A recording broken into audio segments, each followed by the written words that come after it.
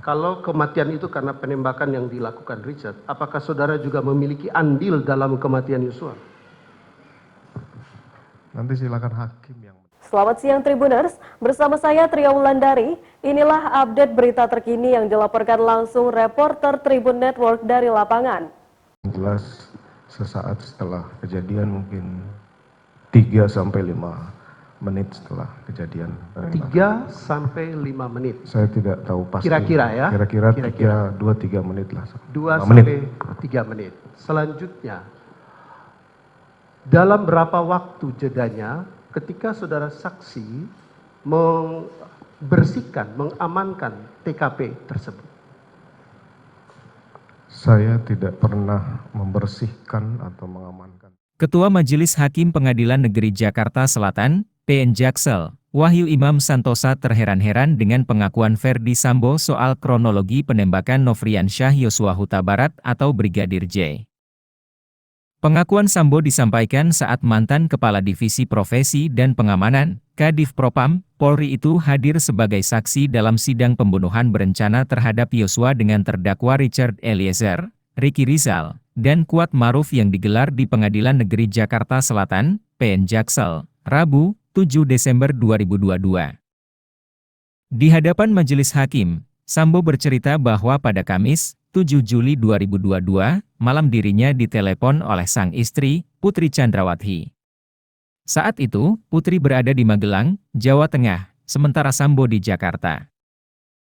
Lewat sambungan telepon, kata Sambo, Putri menangis sambil bercerita bahwa Yosua telah berbuat kurang ajar ke dirinya di Magelang. Sambo mencoba bertanya lebih lanjut ke istrinya soal tindakan Yosua. Namun, Putri tak mau banyak bercerita. Putri hanya mengatakan bahwa dirinya akan pulang ke Jakarta esok harinya. Dia juga berpesan ke suaminya agar tak menceritakan kejadian ini ke siapapun. Istri Sambo itu mengaku tak ingin peristiwa ini diketahui oleh siapapun lantaran takut pada Yosua. Menurut pengakuan Sambo, dirinya sempat menawarkan diri untuk menjemput Putri di Magelang, tetapi ditolak. Sambo juga sempat menawarkan untuk mengirim personel Polres setempat guna menjaga Putri, tetapi juga ditolak oleh sang istri. Hakim sempat heran atas penuturan Sambo tersebut.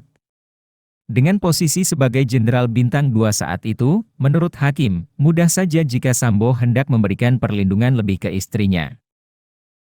Sambo mengaku sadar jika saat itu dirinya melaporkan kejadian tersebut ke Kapolres atau bahkan Kapolda setempat. Jajaran kepolisian daerah akan mengambil tindakan.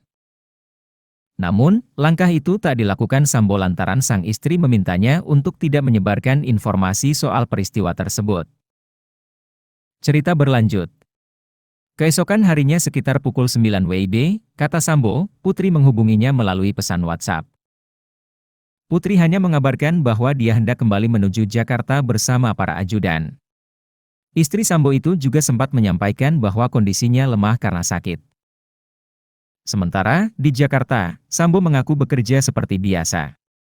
Pada Jumat, 8 Juli 2022, pagi dia menghadiri sidang kode etik terhadap salah satu personel Polri di kantornya.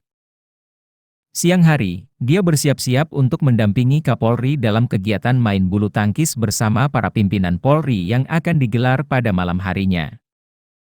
Saat itulah, Hakim kembali dibuat heran dengan pernyataan Sambo. Hakim mempertanyakan, Sambo masih bisa tenang hendak bermain bulu tangkis, padahal istrinya mengaku dilecehkan. Menurut Hakim, perkataan dan perbuatan Sambo bertolak belakang. Sambo lantas beralasan bahwa dirinya baru mempersiapkan diri untuk kegiatan bulu tangkis tersebut. Aktivitas itu sedianya baru akan digelar pada malam harinya. Namun, Sambo sendiri pada akhirnya tak jadi menghadiri acara tersebut lantaran pada Jumat sore terjadi penembakan Brigadir Yosua di rumah dinasnya di Kompleks Polri, Duren 3, Jakarta Selatan. Sehingga Anda tidak impulsif dalam merespon laporan istri saudara. Dan saya mencoba untuk merangkai pertanyaan sesuai dengan penjelasan Anda bahwa Anda tidak suruh klien kami yang menembak. Jika begitu, bukankah polisi sekali lagi itu adalah pihak yang berkewajiban untuk menangkap pelaku kejahatan? Dalam hal ini Richard. Saya kan sudah sampaikan bahwa saya sudah menerima resiko dipecat dari apa yang saya lakukan. Kan sudah selesai itu. Sekarang kita sisa bagaimana kemudian saya berikan kesaksian kepada adik-adik saya yang ada ini. Saya sudah menerima semua akibat dari yang penasihat hukum sampaikan bahwa saya tidak pakai logika apa segala macam. Itu saya sudah siap hadapi dan saya sudah dipecat dan kemudian sudah menjalani proses hukum ini. Masih ada pertanyaan lagi? Baik, kalau Anda memang merasa bahwa istri Anda dilecehkan, sebagai seorang jenderal polisi, apakah solusinya itu menghajar pelakunya? Itu kan main hakim sendiri. Saya tidak akan berpendapat terhadap pertanyaan ini. Masih ada lagi? Oke, baik. Di Saguling, ketika itu, apa yang saudara katakan kepada klien kami, Richard Eliezer? Tadi sudah ditanyakan. Jangan ditanyakan lagi, yang sudah itu jangan diulang. CCTV yang di lantai 2, lantai 3 Saguling sekarang di mana? Saya tidak tahu karena setelah patsus saya itu kemudian dilakukan penyitaan oleh penyidik. Sebagai pengetahuan saksi, saudara Yosua itu mati karena perbuatan siapa?